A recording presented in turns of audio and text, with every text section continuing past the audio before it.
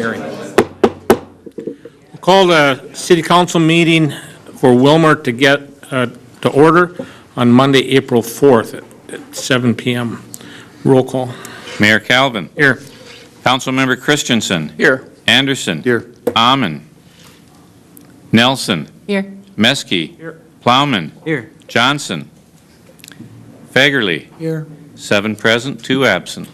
Stand for the Pledge of Allegiance.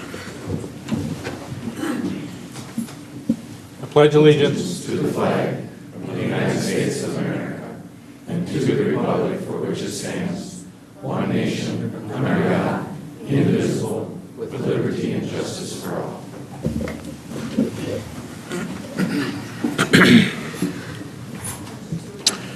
Are there any proposed additions or deletions to the agenda?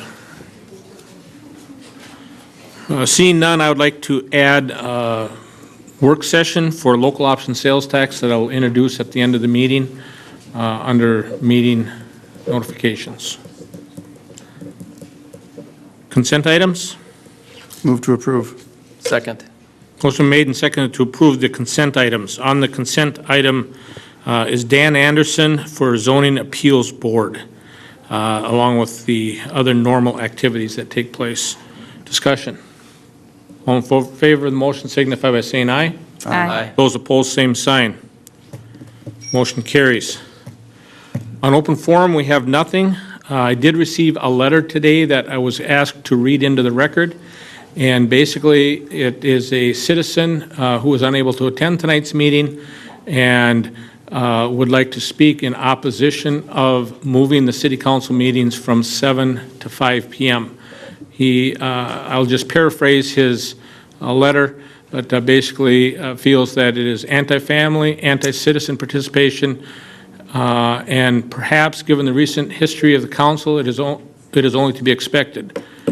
After all, members of this council have attempted to silence critics who utilize social media during council and committee meetings, and we have well-documented history of antagonism and disdain towards members of the public who dare question them and their actions. Citizens of Wilmer expect better and more open government. This suggested change in council meeting times promotes neither. I'm, like I said, paraphrasing the letter. In the writer of the letter was Steve Gardner. And so with that, we'll go to consideration of professional services agreement with SRF Consulting. Mr. Brizendine.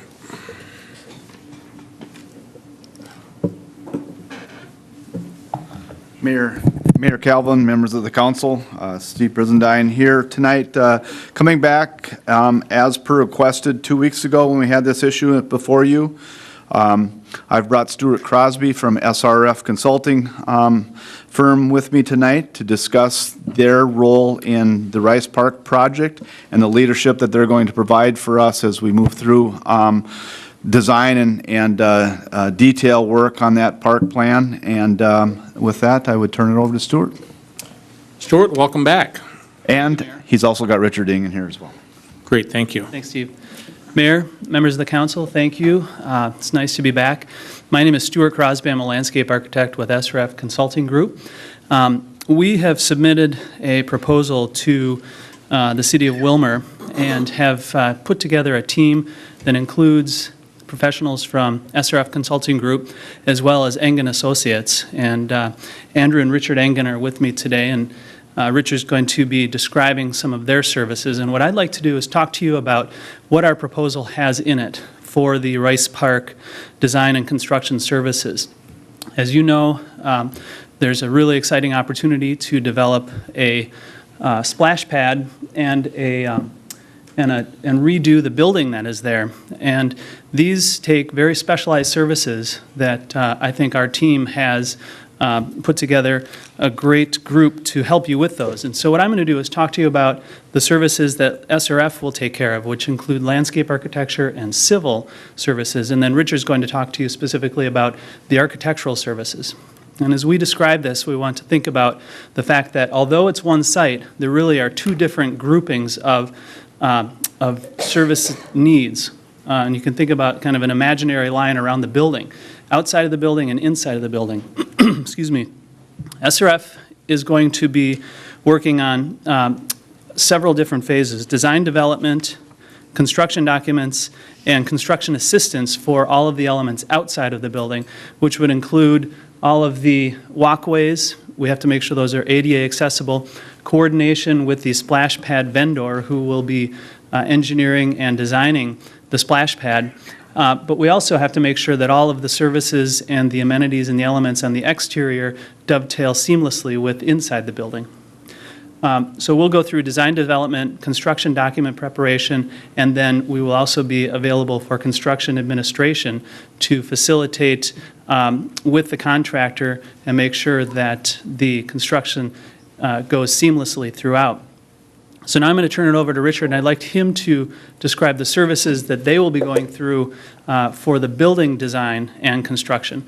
And I think it's important to realize that we work on the same team. Engen Associates would be a subconsultant to SRF, and so our services would be blended to make sure that what the city is getting is the best possible project, both that includes a building as well as all of the amenities on the exterior, including the splash pad, the plaza, and all of the walkway and other pedestrian amenities and elements that are part of this. So Richard?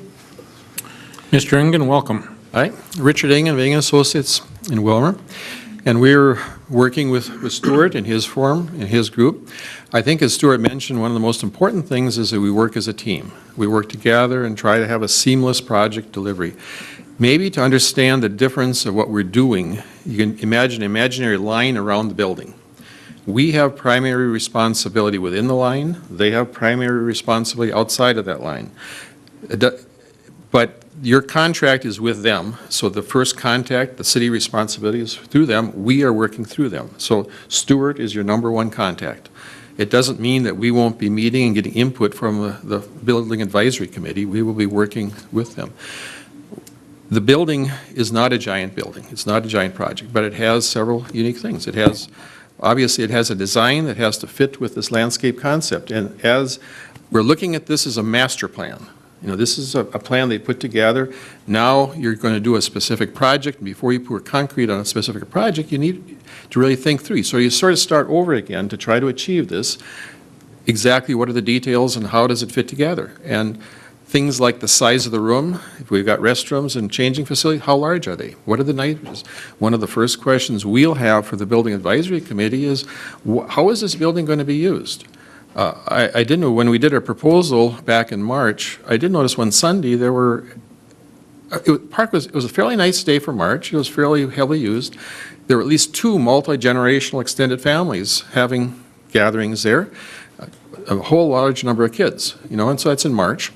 It's one example. I am very familiar with large numbers of gatherings. So the first part is really having a good discussion that we hear from, it's not that we tell you, but we hear from your Building Advisory Committee, which the city establishes, that exactly how this is going to be used. And that sets the program, the numbers, and then we'd work on, building code has some items, but when we look at a facility like a park, there's no hard numbers of how many people it's designed for.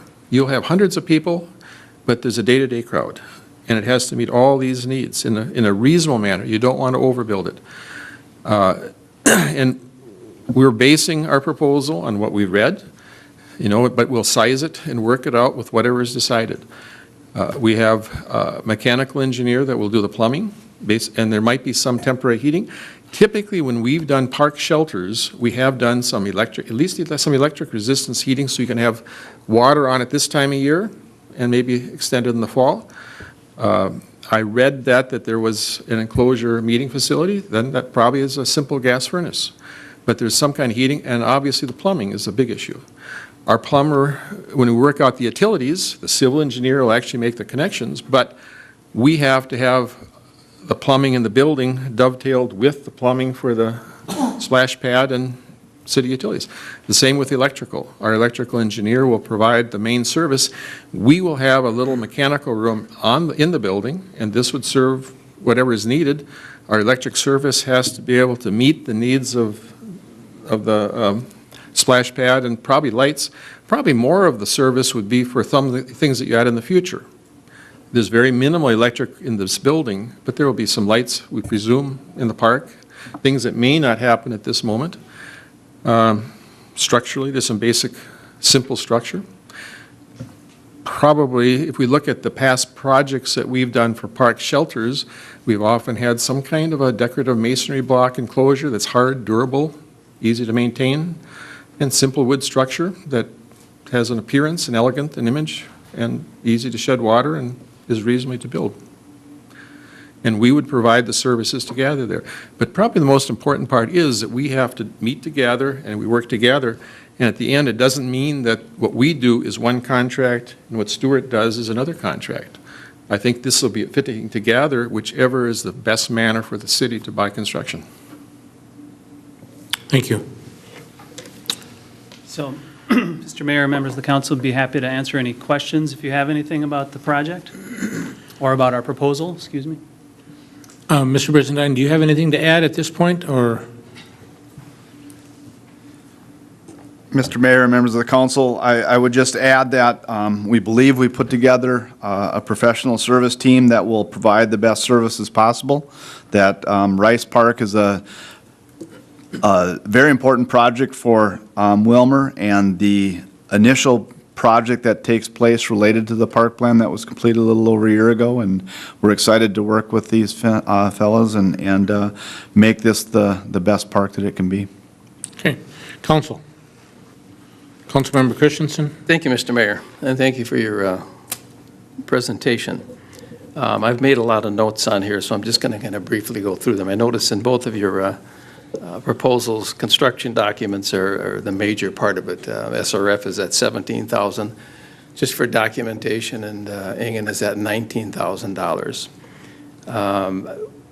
Why the major cost in those documents? I mean, I know that there's engineering that has to be prepared, but it seems awful excessive. I'm in the construction business, by the way. Sure.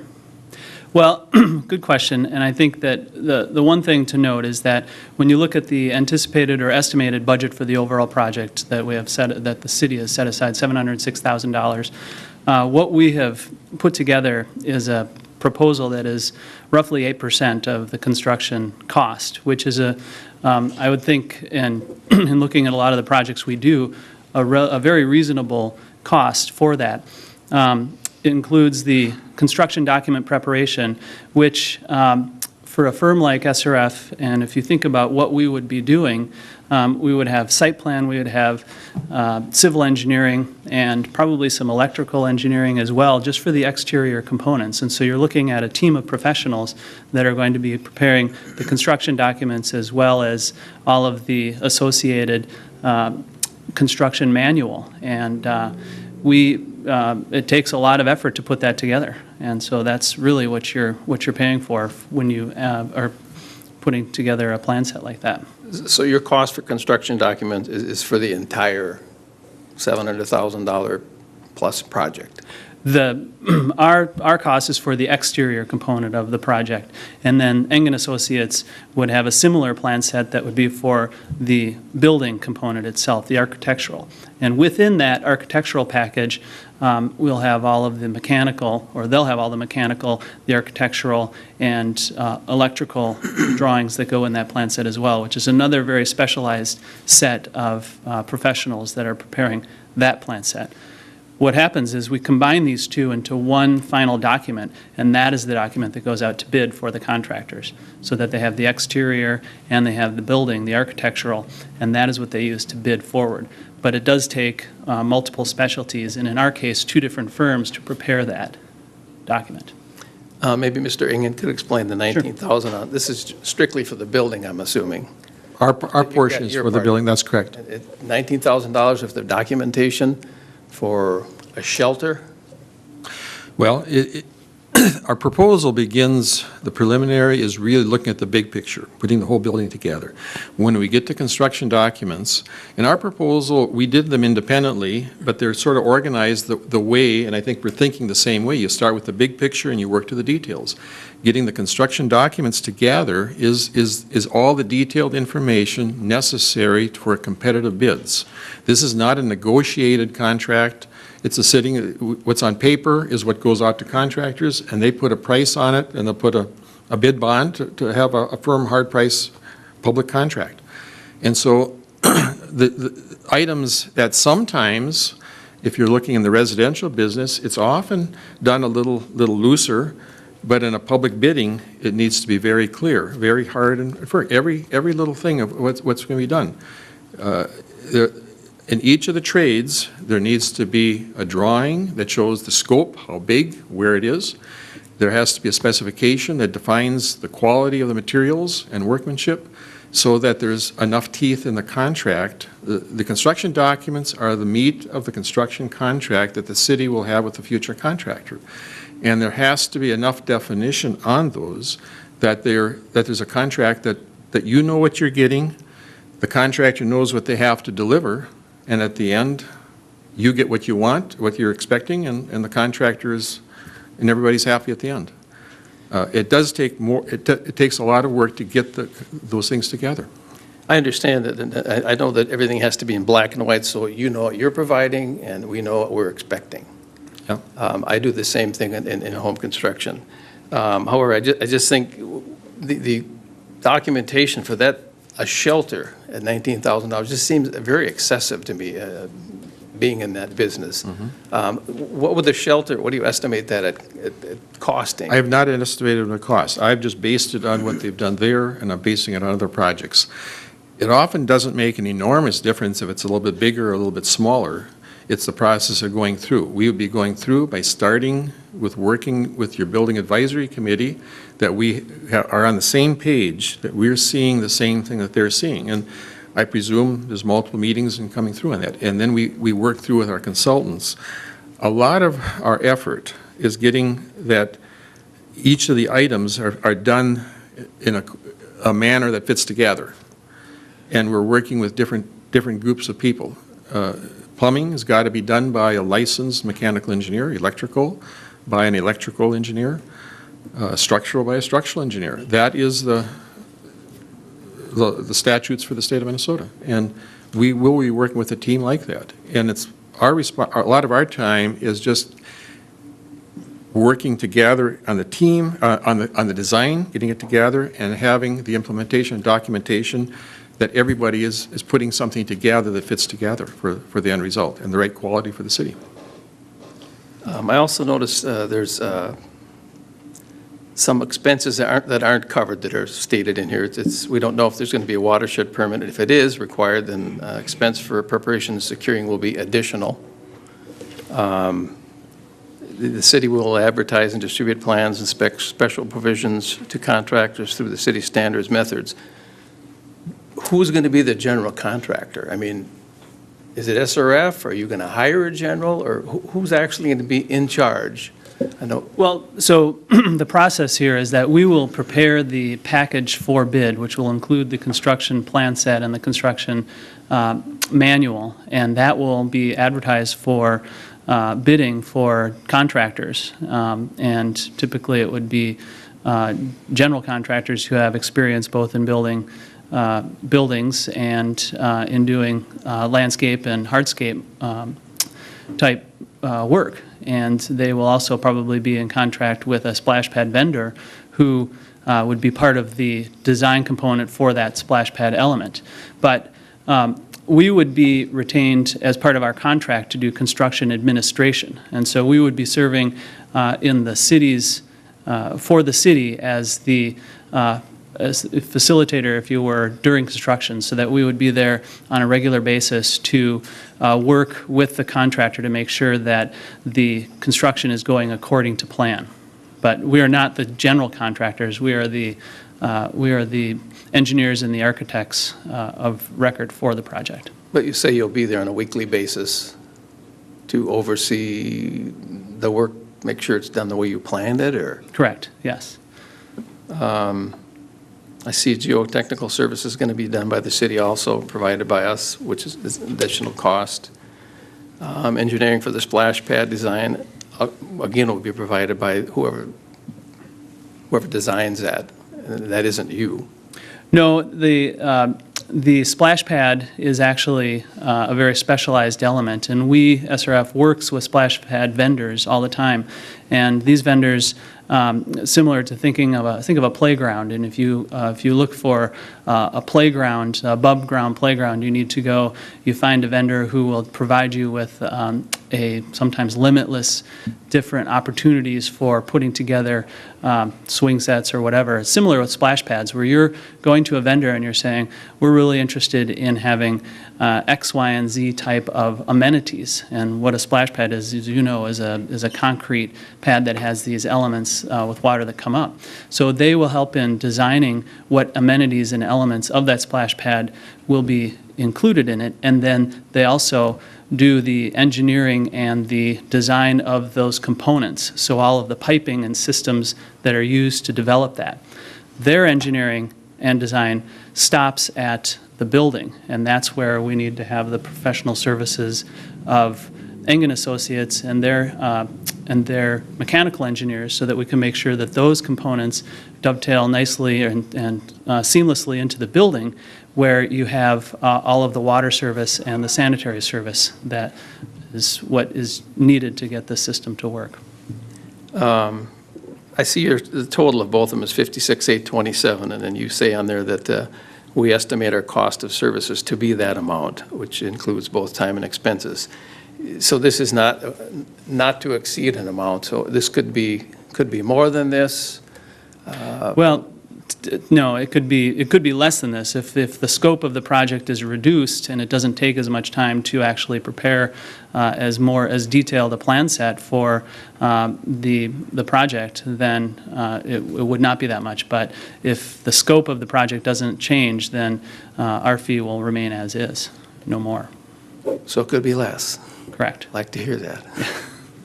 I'm always concerned about spending taxpayer dollars. That's why the question. And I want to make sure that we're getting value for what we're paying. Mm-hmm.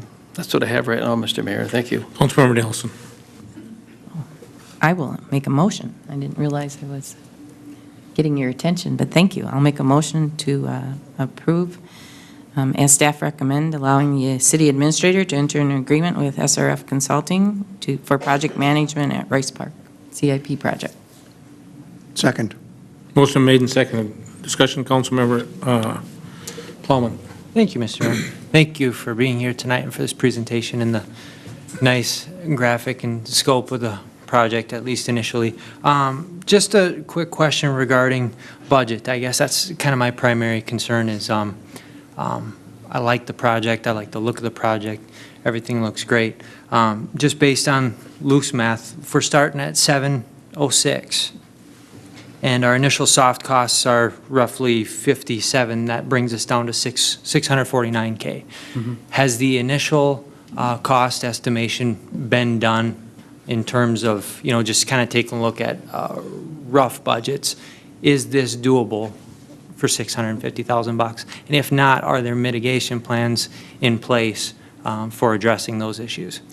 Yeah, so Councilmember Plowman, it is something, let me just back up a minute. The master plan that we put together that we presented to council a year ago had several different parks in it, and within that plan was a master plan for this park, for Rice Park, and within that we had a larger cost estimate that looked at many different elements beyond these two components we're looking at now, including actually a new playground, which I think wisely the city has decided the current playground is in great condition and can continue.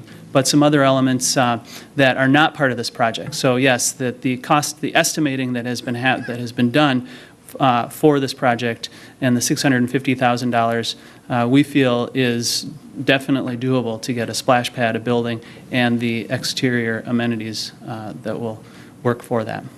Okay, thank you. You're welcome. Councilmember Anderson, Nelson, and Christensen. Thank you, Mr. Mayor. Thanks for being here. Just a quick question. If we approve this tonight, what does the timeline look like so that people are they going to be able to use it this summer, or is this? It's a great question, Councilmember Anderson. What we have been talking to Steve Brissendine about is getting going right away on the design development and construction documentation so that this can be bid later in the summer for construction this fall, so that it wouldn't be available for use most likely this season, but would be constructed and ready for use next season. Okay, thank you. Councilmember Nelson, Christensen, Fagerly. Thank you, Mayor Calvin. I just going to comment on Andrews or Councilmember Plowman's comments about the dollar amounts. We still are waiting back to see whether we've lost some of that money for the other playground equipment. So I think my concern is that we do this park right. And so I think if the proposal comes back and we're short a certain amount, you know, to do the park right, I think we need to be aware that this is a moving target a bit for what's available in our budget. So I'm hopeful, and that's, I think, I'm pleased with the presentation that was done both at the Community Ed and Rec meeting and here tonight to help move the park plan forward and to start this correctly. So I think it's important that we look at what we're trying to do and see where we're at and how we can get this done in the way that needs to be done to start our park plan. Councilmember Christensen, followed by Fagerly. Dennis asked my question. Councilmember Fagerly. Thank you, Mr. Mayor. Is this the blueprint you're going to work with, or can you make some modifications? No, Councilmember Fagerly, this is the concept that was put together for the master plan. And that was a process that we went through several meetings, both within the community and with a community group, to come up with this concept that really gives an idea of what that park could have and could look like. So what you're looking at here is kind of the big picture idea of what that park could be. And now what we're doing is we're going down and we're going to be focusing very specifically on that area around the splash pad in the building. So is it going to look just like that? Probably not, but it will have many of the same elements. It will have a splash pad, it will have a building, maybe that size or slightly different, and connections to the other elements. All right, good. My concern is the phone calls I get is from people playing basketball at night. Mm-hmm. And where you have the basketball court now, there's a house directly to the south and one to the east. If you move it up, it would be against or facing a strip mall. Sure. Which faces First Street, so it might alleviate some noise for the neighbors. No, great suggestion. Could I respond to that? Yep. That right now, our plan for this work this summer is really going to be focusing on just the elements in the upper left corner, the building, the plaza, and the splash pad. Part of this work is not the horseshoe pad relocation or the half-court basketball courts. Those would be done at a later date. Yeah. Okay. And one other suggestion. There's never been a skating rink. I mean, not hockey, just skating rink. If it's a possibility to use that shelter for a little warming house for a neighborhood skating rink, Mm-hmm. that would be pretty ideal for the winter months. So, but that'll be up to the committees that are working on this. Correct, yeah, and I think that I'll mention that or we'll talk more in depth about that with Steve, but as part of our larger master plan, we do look at other areas in the city for skating facilities. Mm-hmm. Okay, well, I also want to thank you for your presentation, very thorough. I think we really got down into the nuts and bolts today, which was very, very appreciated. And I know that the council was really looking for that detail, so thank you for that. I really look forward to this project. It's been something that I think this community really needs, and that part of town really needs this amenity added to it. So I'm confident that we can work through the details along with Community Ed and Rec and their committees to make that happen. So also want to thank Community Ed and Rec staff for the work that they put into this. Steve, thank you and your staff for the work. So are we ready to vote? Roll call. Councilmember Christensen. I'm going to abstain. Anderson. Aye. Nelson. Aye. Meske. Plowman. Aye. Fagerly. Aye. 5 ayes, 0 nays, 1 abstention. The resolution passes. Next, we have the Finance Committee report. Thank you for your work. Thank you very much. Look forward to the finished product. Finance Committee report, Councilmember Anderson. Thank you, Mr. Mayor. Finance Committee met on Monday, March 28th. First item on our agenda was public comments, and there was no one there from the public.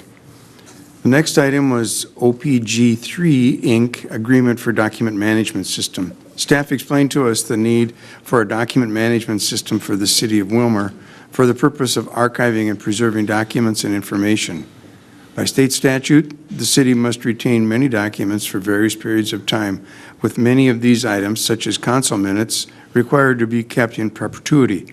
An additional benefit would be increased staff workflow efficiency because an electronic document imaging system would provide easy access by employees to essential documents rather than researching the information either in the physical storage areas or by interrupting other departments to track down the information. Staff has explored multiple systems and has determined that a Laserfish system through OPG3 Inc. at a cost of $41,000 is best suited for the city's needs. Previous council action authorized the use of city funds for this project, but authorization for the mayor and city administrator to execute the agreement is now needed. Following discussion, there was a motion made, seconded, and passed, and I would introduce a resolution to authorize the mayor and city administrator to enter into an agreement with OPG3 Inc. in the amount of $41,000 for implementing the document management system. Second. Motion made and seconded to introduce a resolution authorizing the mayor and city administrator to enter into an agreement for $41,000 for document management systems. Discussion.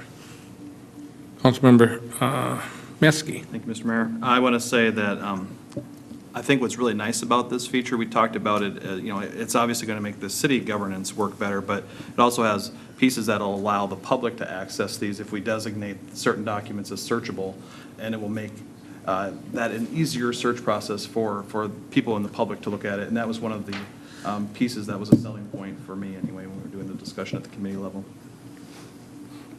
Roll call. Councilmember Anderson. Aye. Nelson. Aye. Meske. Aye. Plowman. Aye. Fagerly. Christensen. Aye. 6 ayes, 0 nays. The resolution passes. Councilmember Anderson. Thank you. The next item was the Wilmer Township Fire Protection Agreement. Staff reviewed with us the proposed fire protection contract with Wilmer Township. The statewide formula was used to calculate the amount due from the township, and it's based on information from the previous year, which includes operating costs of the fire department, depreciation of the fire station and equipment, the number of firefighter hours used, and market values of the area covered in Wilmer Township. It was noted that the amount of the contract is down substantially from last year due to the reduced number of fire calls, and that's all good. Following discussion, there was a motion made, seconded, and passed, and I will introduce a resolution authorizing the mayor and city administrator to execute the agreement as presented in the amount of $16,380.64. Second? Motion made and seconded. Discussion. Roll call. Councilmember Nelson. Aye. Meske. Aye. Plowman. Aye. Fagerly. Aye. Christensen. Aye. Anderson. Aye. 6 ayes, 0 nays. The resolution passes. The next item was the Civic Center usage agreement with junior hockey team. Staff explained to us that the city of Wilmer has been approached by an ownership group interested in leasing the Civic Center Cardinal Arena for use by a Tier 3 junior hockey team.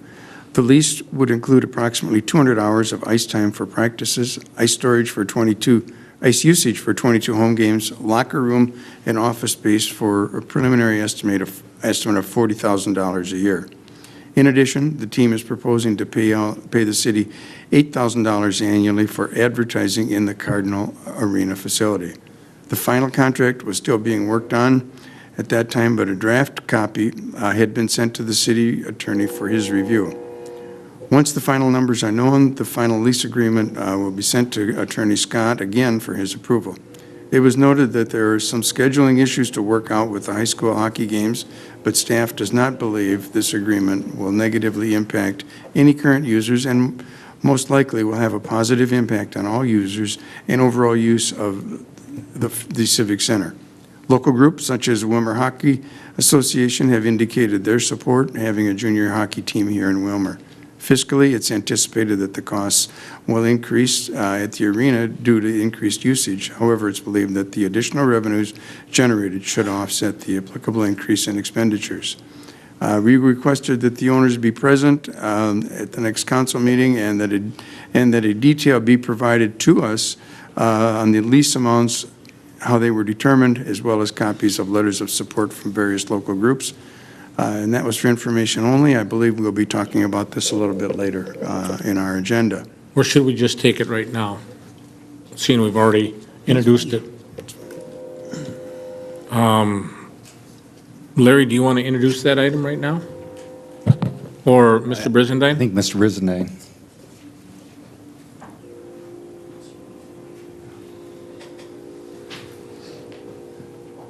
Mayor, members of the council, sorry I'd stepped out to say our goodbyes with the previous vendors. Bottom line is, we have worked with an ownership group that would like to use the Civic Center facility next year, starting in September. We believe we vetted the process with most users and the facility itself to see if it could handle this use. We've worked out a financial arrangement and a usage arrangement with this ownership group, and I believe it's in the best interest of the city and the Civic Center facility to enter an agreement, allow the mayor and city administrator to enter into a one-year lease with this ownership group to provide a junior hockey experience in Wilmer starting in September. Okay, council, what do you wish to do? Councilmember Anderson? Need a motion in a second to All discuss. right, I'll introduce approval of the contract. Second. Motion been made and seconded. Discussion, Councilmember Anderson. Mr. Brizendine, I think you said at our meeting, and we reiterated that, but this should be a break even for the city. Is that correct? Mayor Calvin, members of the council, Councilman Anderson, I believe minimally it will be a break even, and I do believe that the other usages that would take place while that ice is on the facility will be the net profit for the city of Wilmer. It's a hard number to get at. We've given you the information of utilities. That's the biggest increase in costs that we'll see because of this use. But we're fairly confident that the numbers that you've seen, the preliminary numbers that you've seen are in a way that it is a positive for the Civic Center and the budget that is operated out at that facility, and that the long-term gains will be much more than that. Okay, and I agree with that. I think if it operates similar to what we've seen with the Stingers, this should be a wonderful addition to our community. That's all I have. Councilmember Nelson. I received a couple of questions about the dry floor events, and I'm wondering if someone could address, I know it was an issue a couple of years ago when this was first brought up, and so I'm just curious with how we've worked through or what we will do regarding dry floor events. Mr. Brizendine. Mayor Calvin, members of the council, and Councilman Nelson, we have begun preliminary discussions with dry floor events that would potentially be conflicted with this usage. We're talking about the month of March right now because earlier shows I don't think will be impacted by this usage that would take place in the fall when we put ice on in September, earlier in September than what we've currently done. Our preliminary discussions with dry floor users seem to make it sound like we'll make this work. It might necessitate us taking ice out and putting ice in March in the Cardinal Arena to accommodate game schedules, but we're fully confident that all dry floor users in March will either be able to keep the dates that they're currently using, or we will find another date that will work for all parties. Okay. Councilmember Maskey. Well, I think this project is a low-cost, high-reward project, and I don't think it's just financial. There's a lot of other intangibles that you can take a look at for entertainment value to business coming to the city, and other things other than just our cost. So that's all I have to say. Okay, Councilmember Christensen. Thank you, Mr. Mayor. I think this would be very good for our community. However, I want to make sure that we're being fiscally responsible also. The total that you came up with, $40,000, I see that they're going to be using about 288 hours, 200 hours of rental and 22 games at 4 hours per game, I figured. What's our present rental rate out there? Is it 100 and something per hour? Mr. Brizendine. Mayor Calvin, members of the council, Councilman Christensen, the rate currently, Sean, you might have to, I think it's 140. It might be 145, or else it's 140 going to 145. The rate that we charge the high school program for games right now, that $750 for 2 games at the high school is that same 4-hour time span. So we have kept the game rate the same as what our current example is, and that's the 2 high school teams playing out there. Where they're getting a discount is the practice time. That ice is sitting idle during this time right now, so I think we came up with just shy of $100 an hour for the practice time, for the 200 hours of practice time, and we think that's a good deal for both parties. As we've examined non-prime rates and prime rates that other facilities like ours have, we've never had, or I shouldn't say we never had, we haven't had a non-prime rate for quite some time, just because the call for using ice in non-prime time has not been there. So we think it's a good deal for both parties. We think it's a great opportunity for the 1-year lease to take place and reset ourselves after a 1-year trial basis, and then see that both parties can be successful moving forward with potentially a longer-term lease after that. So we think it was a great compromise. The proposal that was on a table previous for the use of the Civic Center was at a much lower rate than what this rate is right now, so I think it's a win-win for both parties. Again, I think it's really good for the community, but if you take 100 or 288 hours times $100 an hour, that's $28,800, leaving $11,200 for utilities. Now, I know that we're going to gain 50% of their concessions also. The Civic Center Arena is that correct? That is correct. Did they do any numbers on that as far as the revenue? Because that'll be an increase in revenue also. We certainly believe that, Councilman Christensen. We are in the process of analyzing concession sales this year, as this is the first year that our current manager has run concessions at that facility. And we believe that there are some opportunities for us to expand the sales. Obviously, when you put hopefully twice as many people in the seats for a game like this that you've got in our current high school or younger kids' games, that the increased sales will certainly be there. We believe that the concessions have been a net profit for us, so selling that much more product in a smaller amount of time, I think, should be the same. Again, I think it'll be good for the community, and there's a lot of residuals, and I think everybody else on this table received about 25 emails and telephone calls supporting this, mostly from hockey people, and the Hockey Association is fully behind it. This is a for-profit organization, and I want to know that the taxpayers aren't subsidizing it, and we should know after 1 year here what the cost versus expenses are, or excuse me, expenses versus revenue, and yeah, I think it's a good thing to get going. Okay. Councilmember Nelson. I too am very supportive, and I was very pleased with the amount of information that we got regarding the different entities that are supporting this. It was great to hear that the curlers and all of the different hockey groups are on board with this and are willing to work with the scheduling on it. So I do think it's a good thing, and I think it's very similar to our Stinger situation, where I think we are subsidizing the Stingers with some of our staff and some of those things. So I think as we look forward to this and with a positive financial arrangement, it'll be good for the community and good for hotels and restaurants and lots of different things. I did have one technical question, and we've got some cross-throughs on the signature line, and the signature reads the City of Willmar Civic Center Arena, and it looks like it's being changed to be signed by the mayor and the city administrator. But in the document, a couple places, it refers to the Willmar Civic Center Arena like it's a person. And I'm assuming, I'm just curious if that needs to be changed with the signatures changing on there, because part of the time it kind of, to me, refers to as a facility versus people, and part of it talks about reporting to the Willmar Civic Center Arena. So I was just trying to clarify who's going to be responsible to review this. Mr. Brizendine.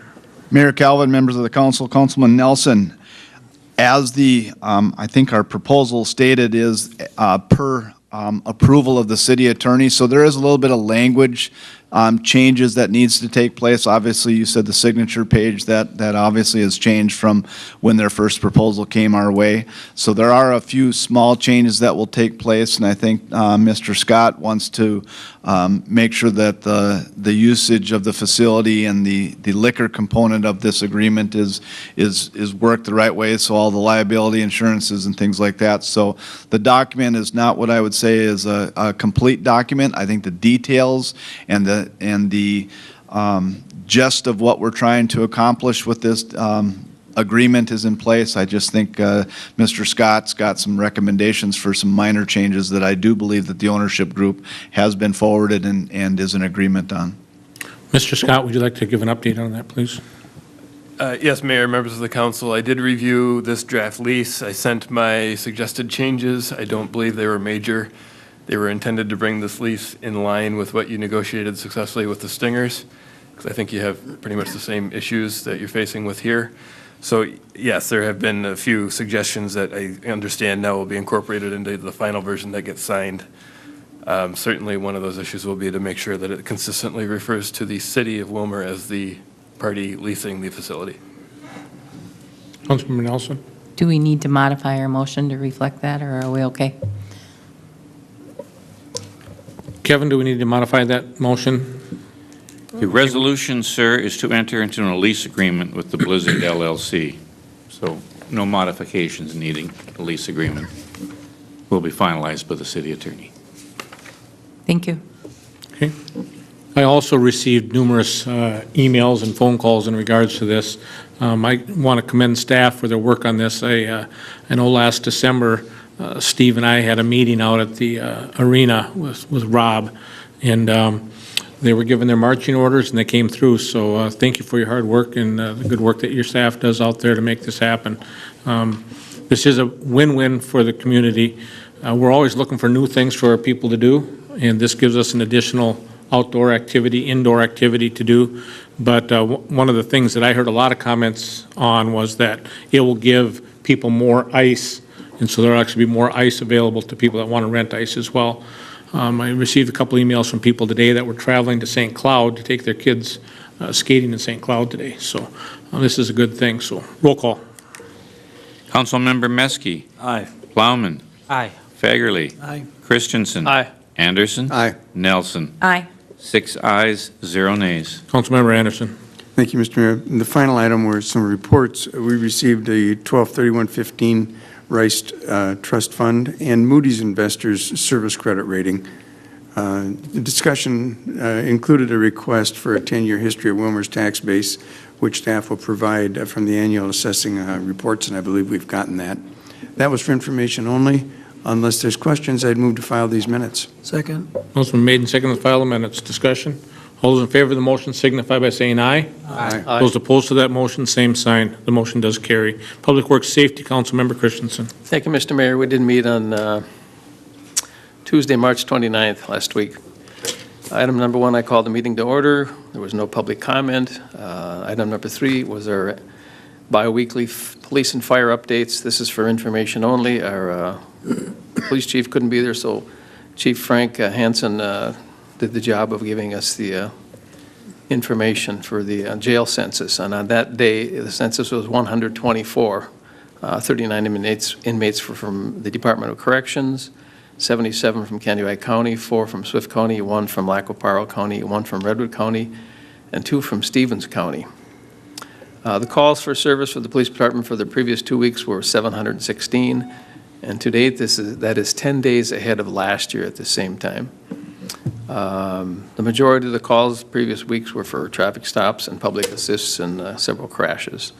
Our fire chief also gave us the fire department stats.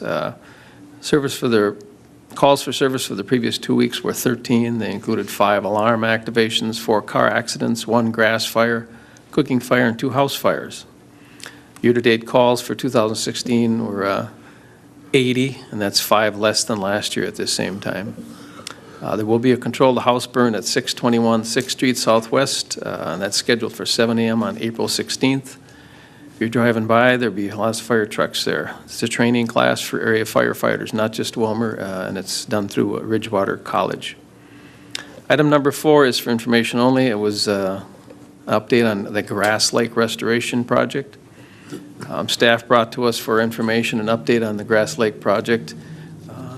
Mr. Ingleby said that the project entails rerouting ditches and restoring a portion of the lake to control the amount and quality of water flowing downstream. A discussion included design constraints, the restoration plan, design analysis, funding, and future features. And project features. Other areas with stormwater concerns were noted and potential areas for storage were discussed.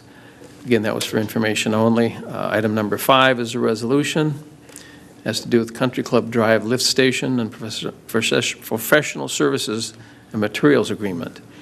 Again, staff brought to us the agreement with the company in control for material and professional services for a Country Club Drive lift station. Quotes were obtained for the electrical equipment, adjustable speed drives, and motor control center. The professional services include modifications to the motor control center and the building and control panel. After some discussion, a motion was made, seconded and passed for the following, and I will introduce the resolution to approve the agreement with In Control for materials and professional services for the Country Club Drive lift station. Second. Motion made and seconded for consideration of agreement for Country Club Drive services and materials. Discussion. Roll call. Councilmember Plowman. Aye. Fagerly. Aye. Christensen. Aye. Anderson. Aye. Nelson. Aye. Meske. Aye. 6 ayes, 0 nays. Councilmember Christensen. Thank you, Mr. Mayor. I see there was, in addition to that line, the cost of it was $69,834. It was on the next page. Item number 6 is also a resolution. This is has to do with County State Aid Highway 23 establishment. Staff brought to our committee for approval the resolution revising the designation of County State Aid Highway number 23 within the corporate limits of the city. Kansas County revoked the current designation and established it as the intersection of the highway on 22nd Street Southwest, westerly and northerly to the intersection of County State Aid Highway number 5 and then terminated. The committee discussed future state aid funding on the extension of the street in the future. This street has to do with the one that we eliminated by Genio and rerouted Wilmer Avenue through to County Road 5. After some discussion, a motion was made, seconded, passed for the following, and I will introduce the resolution to adopt this resolution revising the designation of County State Aid Highway number 23 within the corporate limits of the city. Second. A motion been made and seconded. Discussion. Roll call. Councilmember Fagerly. Aye. Christensen. Aye. Anderson. Aye. Nelson. Aye. Meske. Aye. Plowman. Aye. 6 ayes, 0 nays. The resolution passes. Item number 7 was for information only, had to do with stormwater infrastructure. Sean brought to us for information an update on all stormwater management improvements and additions over the last 4 years within the city of Wilmer. Individual projects were discussed as well as storm drainage upgrades within street improvement projects. And we asked Sean to provide for us, if he could drop in an email to each of us, just some of the projects that have been done in the last 4 years as we have been trying to improve the stormwater in Wilmer. That was for information only, and if there's no further business, there was no further business coming before the committee, and if there's any questions or comments, if not, I'll move to file the minutes as stated. Second. Motion made and seconded to file the minutes. Discussion. Councilmember Nelson. Just one comment, the request, I think, to Mr. Christensen was so that the public could see some of the stormwater infrastructure. So hopefully that information, maybe that can come back at the next one or be added so the public can see that information. Mr. Christensen. Mayor, members of council, Councilmember Nelson, sorry. Yeah, the plan at this point is to potentially add that to the same meeting where I do the MS4 update, if that would be agreeable to everyone. We're talking about stormwater during that meeting anyway, so the idea would be to bring that up during that meeting. Okay, thank you. Thanks. All in favor of the motion signify by saying aye. Aye. Those opposed, same sign. The motion does carry. Next is community development. Councilmember Fagerly. Thank you, Mr. Mayor. We met on Thursday, March 31st at 4:45. Item 2 was public comments. Ron Davis spoke to the committee about the sex offender residency ordinance. He offered clarity on levels of sex offenders. He added that he thought the system would be fairly simple for the police department to enforce. Item 3, shovel-ready program for industrial park. Aaron Backman, EDC Director, and he's in the audience tonight, presented information about the state of Minnesota shovel-ready certification program. He was requesting that the city participate in the program for that portion of the industrial park west of County Road 5, known as Wilmer Industrial Park 4th Edition. The information required to have the park certified by an independent third party includes a ALTA survey, information about infrastructure, geotechnical data, and utility information. The process concludes by a visit from a certified professional site selector who will formally certify this site as shovel-ready. Mr. Backman said that the EDC board has allocated funds to cover a portion of the costs of certification.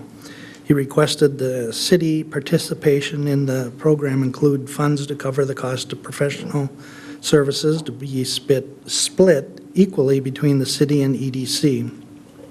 Those professional services include the ALTA survey, soil borings, and environmental assessment, estimated at a cost of $13,160. Staff had suggested that some land west of the industrial park be included in the certification due to the upcoming access by the rail spur. If the certification area boundary were expanded, costs would increase. It was noted that 30-plus cities are currently certified in the state of Minnesota. Mr. Backman believes that the certification would benefit marketing efforts. The EDC will develop the print and online materials to market the industrial park once the shovel-ready certification is obtained. The $3,250 application fee has been approved by and paid by the EDC. Following discussion, a motion was made and seconded and passed that the city participate in the shovel-ready program along with the EDC with a city contribution in the amount of $6,580 plus 50% of the additional costs due to any expansion of the geographic certification area. And Mr. Backman was going to let us know what the additional fees would be to certify the additional land. I'll second the motion. Motion made and seconded. Mr. Backman, do you have the updated figures for us this evening? Good evening. Aaron Backman, EDC Executive Director. Mr. Mayor, members of the City Council. Yes, I do have the cost estimates for approximately 86 acres that would be directly west of the 4th edition. That cost came back at $2,893.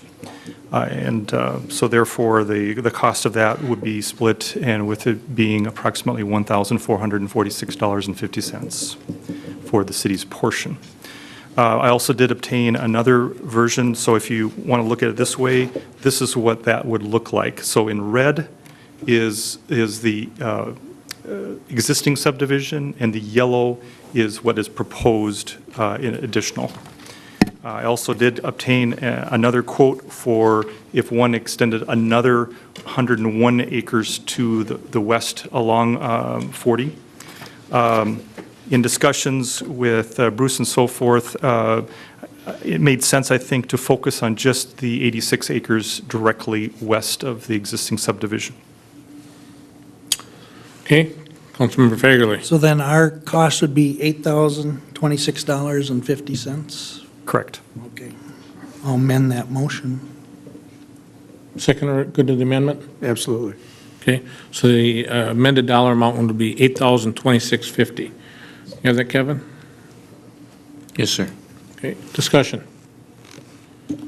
Would this be a resolution because it's not, or is it because the amount that it is, it doesn't require the resolution? Let's do a resolution. Roll call. Throw you a curveball, Kevin. Councilmember Christensen. Aye. Anderson. Aye. Nelson. Aye. Meske. Plowman. Aye. Fagerly. Aye. 6 ayes, 0 nays. We're expecting all kinds of purchase orders coming in within the next, purchase agreements coming in here within the next week or two, so. We'll do our We're best. we're looking for that good work. No pressure. Thanks for all you're doing. Appreciate it, Aaron. Councilmember Fagerly. Item 4, industrial park covenants. Staff presented a draft of protective covenants for the industrial park 3rd and 4th editions. The purpose of the covenants is to protect the value of the development, to maintain the integrity of the industrial park, and to assure some consistency in visual standards for the development of the park. City Administrator Cruz stated that in his experience, covenants are beneficial to all industrial park property and business owners.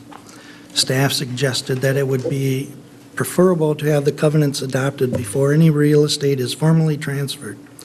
If the covenants are in place, are in fact approved by the council, staff will record the covenants so they are part of any title work performed for any industrial park properties. A motion was made and seconded to approve the industrial park covenants as presented, and I'll introduce that. Second. Motion made and seconded to introduce the industrial park covenants. Discussion. Seeing and hearing none, all in favor of the motion, signify by saying aye. Aye. Those opposed, same sign. The motion does carry. Councilmember Fagerly. Item 5, sex offender residency restrictions. Staff informed the committee that this item had been placed on the agenda as an opportunity for staff to answer questions about the maps and to serve as a placeholder in case the matter, which had previously been tabled, was removed from the table for discussion by the full council. I would recommend that we not pull this off the table. Councilmember Johnson has been one of the key supporters of this, and I think it would be only prudent to leave it on the table until he returns. Also, there's additional questions that a couple council members have talked to me about, and I would request that we leave this on the table until a future meeting, out of respect for Councilmember Johnson. Item number 6. Item 6, new business. Staff clarified some points regarding the Y project. In a previous meeting, it had been noted that the value engineering option was the preferred alternative for Highway 12 route. This was not meant to suggest that it was the adopted alignment. Rather, it is an alignment preferred by the partners. The final alignment will not be determined until the environmental review process is completed. The committee briefly discussed access to the new school, both vehicle and pedestrian. Response from City Attorney Robert Scott regarding property owners' responsibility for insect infestation was briefly discussed. There was attachment and emails. The owners of the multi-unit buildings have the responsibility for mitigating infestations, but are not prohibited from passing those costs on to the tenants. The committee also discussed future meeting dates. There's been some contentious issue with getting the minutes out on a Friday and not being part of the overall council packet. It was proposed that the committee meet the first and third Tuesdays of the month rather than the second and fourth Thursdays. It was suggested that the committee structure as a whole needed to be reevaluated and that the council should reconsider the concept of a work session in place of individual committee meetings. There be no further business. We adjourned at 5:55 p.m. And if no questions, I move to file these minutes. Second. Motion made and seconded to file the minutes. Discussion. Councilmember Anderson, followed by Nelson. Well, I'll defer to Councilmember Nelson. No, go ahead.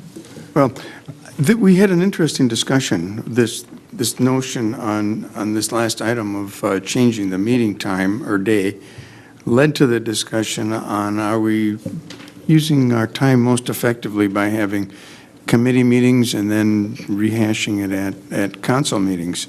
That's an interesting discussion, and I'm wondering if that's something that we should investigate a little bit further. I don't know how the rest of the council feels, but I think it would make sense to do that and at least look at options as to how we could maybe better utilize our time. Because now we talk about it at the committee meeting, and then we talk about the same things at the council meeting, except for the people that weren't at the committee meeting. And if we were all at a work session where we wouldn't necessarily vote, but we would all hear the same thing, and it would make it easier and more time efficient at the council meeting. So I think we need to continue to have some discussion on that.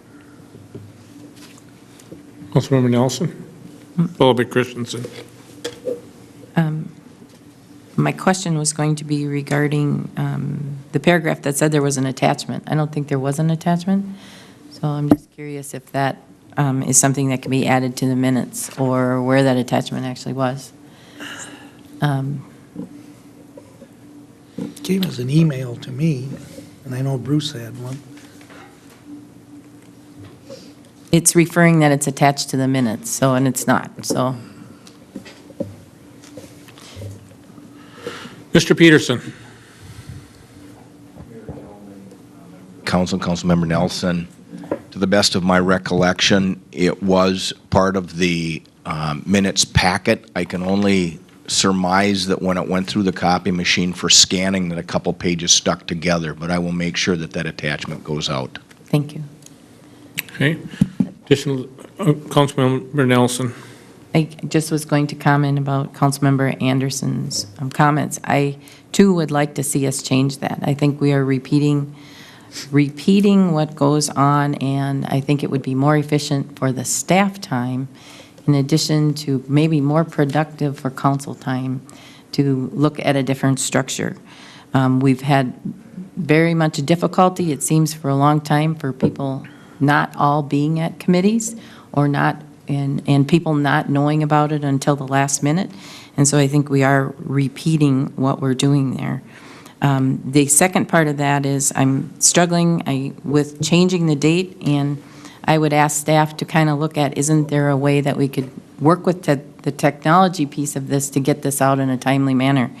I do think the committee minutes were attached to this meeting, and even if we got an email that said, you need to update your council packet because the new minutes are attached, it would be easier, I think, than having to change our meeting structure. And I am hopeful that we would continue this discussion when we talk about changing the time for the council meetings.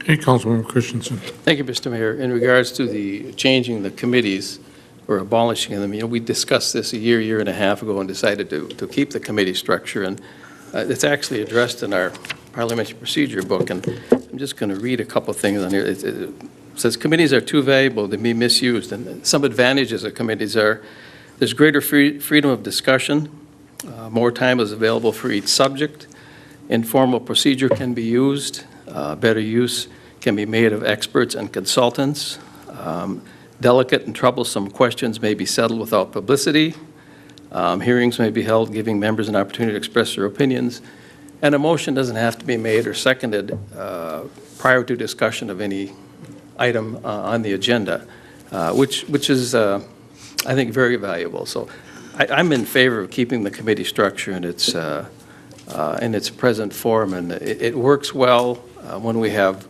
people, citizens come before the committee. It's a nice, relaxed atmosphere. They don't have to stand up at the podium and face the television set, and I think things get done in a better atmosphere in the committee.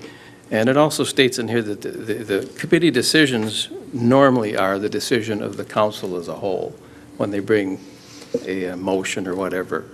And I think that's very important also, but I think we need to keep the standing committees, and it's worked well for 40-some years, 50, however long we've been using it. And I would speak in favor of continuing them, and maybe when we have the full council here, we can talk about it a little more. But it is mentioned in here, and I think it's worth having committees.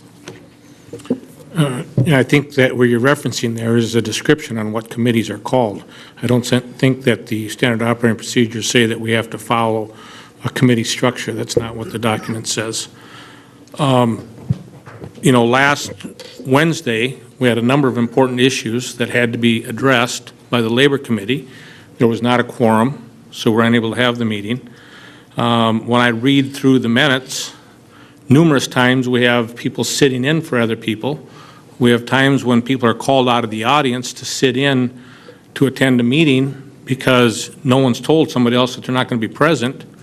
To say that there hasn't been a problem with the committee structure, I mean, just in the last 2 weeks, we've got numerous examples of where the committee structure hasn't worked.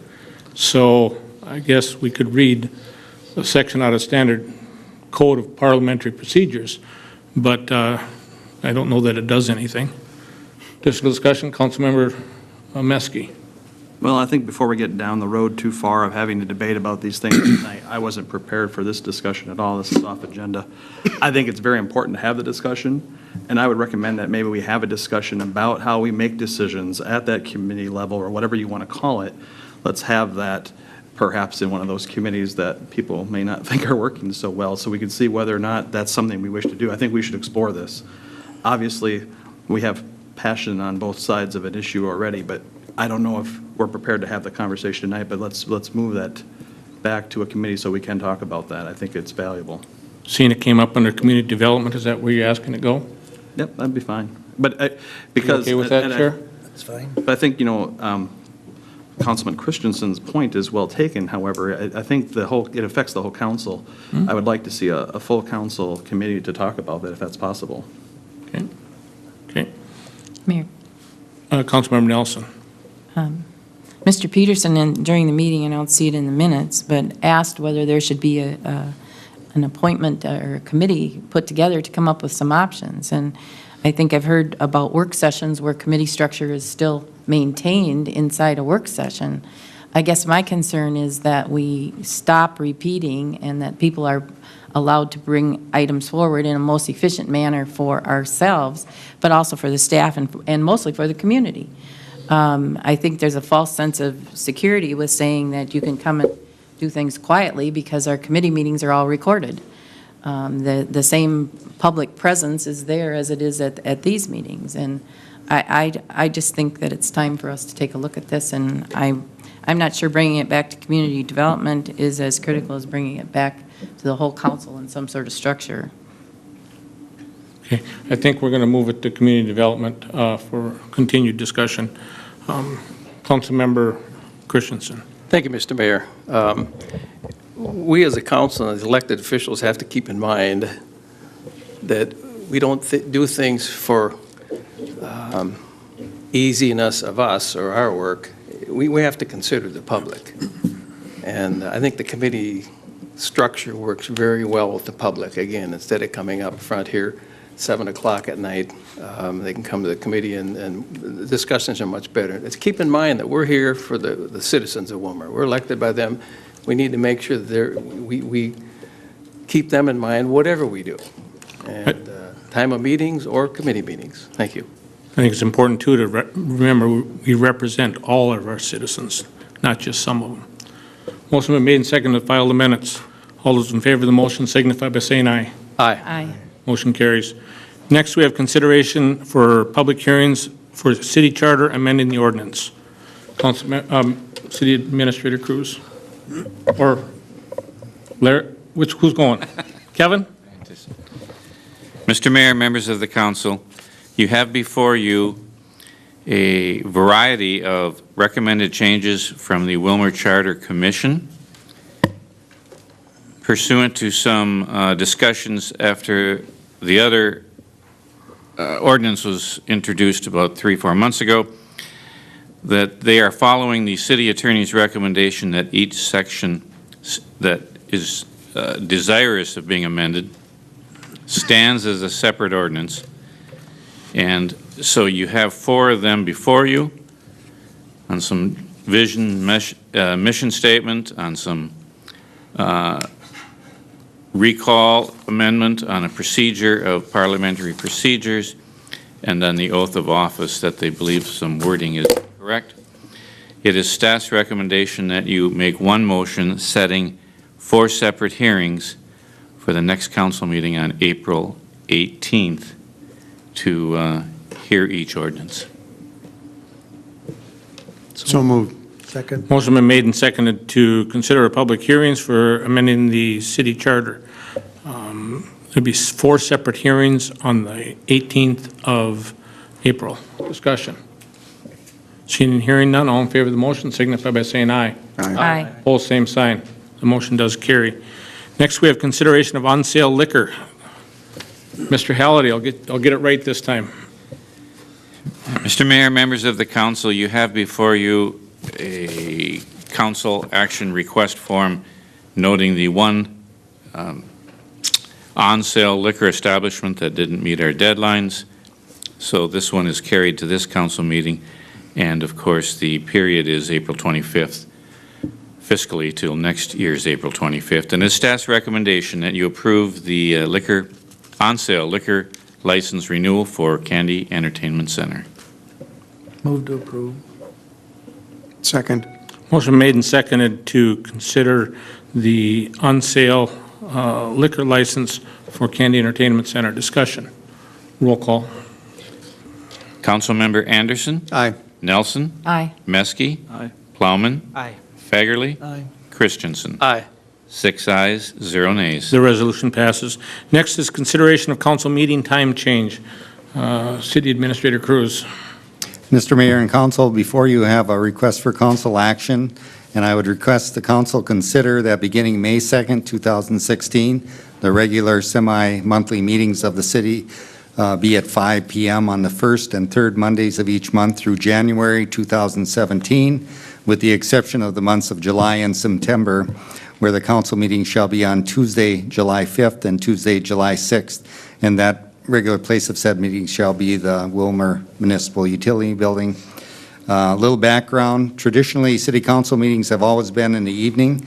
Moving city council meetings from 7 o'clock p.m. to 5 o'clock p.m. allows the city council and staff to complete the business of the city and still have the rest of the evening for other meetings or events. Hosting meetings at 5 o'clock allows the working public to go directly from work to a meeting and gives them an opportunity to attend other evening events also. And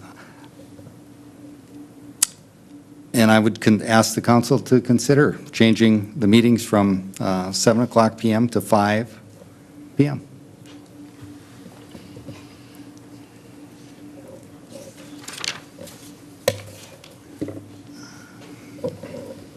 Not hearing a motion or a second, we'll move to committee meeting dates. Finance. Mr. Mayor, there'll be no Finance Committee next week. Public Works Safety.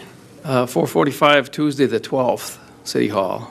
Labor, Mr. Meske? April 13th, 4:45 City Hall. And will that be just a regular labor meeting or a full council meeting? I think it's just a regular labor meeting. Regular labor meeting, okay. Community Development. No meeting. No meeting. Okay, I would recommend that the council consider a local option sales tax work session with the notices that were given. Either Monday or Thursday would be available, and so council could choose on which date they would like to have that.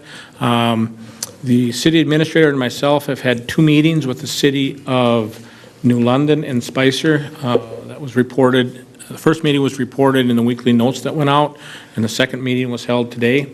And we'd like to get together just to give you an update on where those conversations are. Also, an update as to where the county is on their local option sales tax discussions that they've been having. And so if it would be favorable to the council, this would be the entire council would be invited to the work session. And again, we could do it next Monday or next Thursday, whichever works best for the council. Is there a better date than the other? Or does the council have an interest in having a discussion or not? Councilmember Anderson? I think it's very appropriate and timely that we do that. We're going to get that update, but is the council also going to be able to maybe have some suggestions and ideas? And first of all, do we want to do the local option sales tax? And then not knowing exactly what might be presented, I'm hopeful that the council will be able to maybe make some suggestions as well. Yeah, I think this would be an informational meeting to where all of that would be able to come to the table.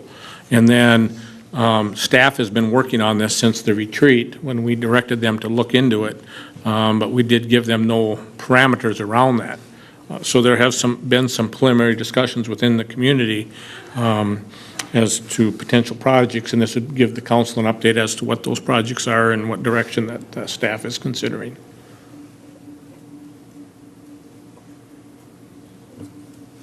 Councilmember Christensen. Thank you, Mr. Mayor.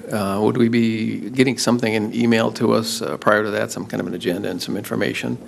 And have you talked to the county about it? Because I guess they're under the impression they might be doing it too. Well, the county's process is different than ours. Ours is that we go to the voters and ask the voters to support whatever question we raise. And I think at the last meeting, Councilmember Ahmed had asked that question, and I had asked Finance Director Okens to give us an update on what had happened the last time. And so I think that this would just be a meeting to where we could have a conversation about what are some potential things we could look at having, and then, you know, do we want to prepare a question or not? And then the next piece is, kind of two parts to your question is, you know, where is the county at? The county has to have a public hearing.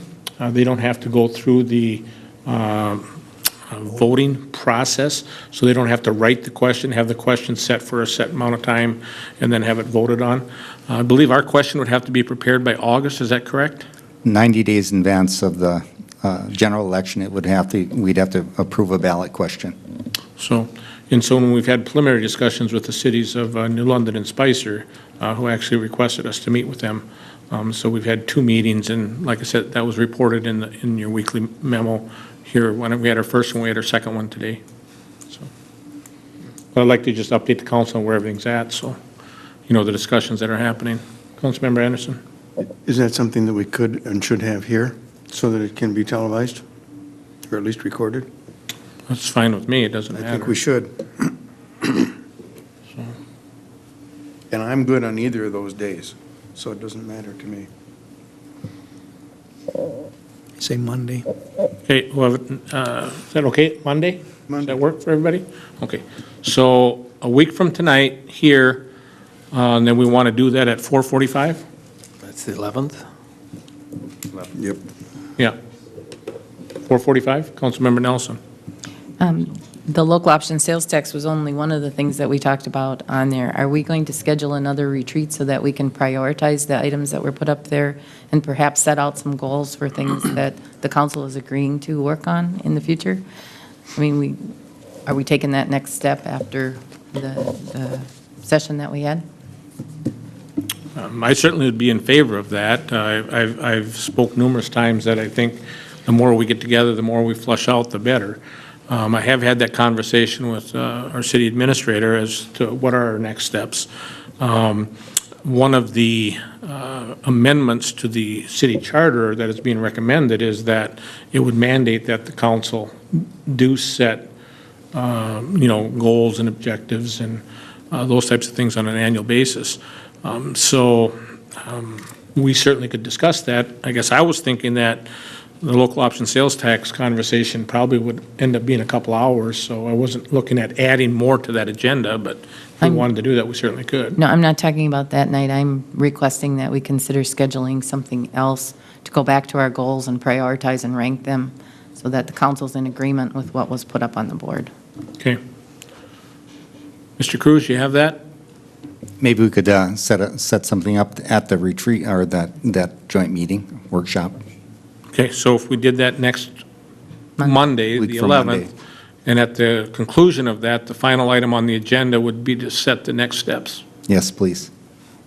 Is that agreeable? I'm fine, thank you. Okay, so that local option sales tax work session will be next Monday, 4:45 here. Kevin, can you make sure we have somebody here to record for us, please? I will make every effort to have our trustee man He's smiling back there. Okay, anything else for the good of the order? Entertain a motion to adjourn. So moved. Second. We're adjourned.